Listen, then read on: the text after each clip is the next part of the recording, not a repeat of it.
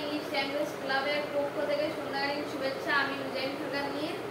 গত ক্লাসগুলোতে আমরা শিখেছি ইনডিফিনিট আর্টিকেল অর্থাৎ এ ও এন এর ব্যবহার। আজ আমরা শিখব ডেফিনিট আর্টিকেল দি, মানে দি এর ব্যবহার।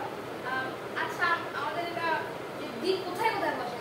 দি বসে হলো কোনো কিছু নির্দিষ্ট করে বোঝাতে, যেমন যে জিনিসগুলো একটি, যেমন কুরআন, বাইবেল, সান, মুন, যেগুলো একটি, তারপর ক্যাপিটাল, কান্ট্রি, টিম, যেগুলো একটি বা যেগুলো নির্দিষ্ট করে বোঝানো যায় সেদিকে সেখানে দা বসে। তাহলে প্রথমে কি আসছে? দাসা। দাসা এটা কি একটি সূর্য না? তাহলে the moon. The capital, capital মানে কি? রাজধানী। ঢাকা আমাদের রাজধানী। তারপর দা হোলি কুরআন। তারপরে দা কি?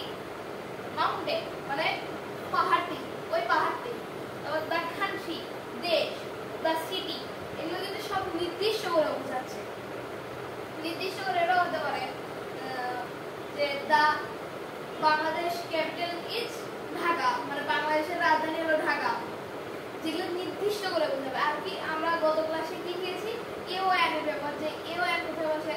যেখানে ভাওয়াল থাকে, প্রথম ওয়ার্ডের শুরুতে যদি ভাওয়াল থাকে তাহলে সেখানে এন বসে, আর যদি কনসোনেন্ট হয় এ বসে।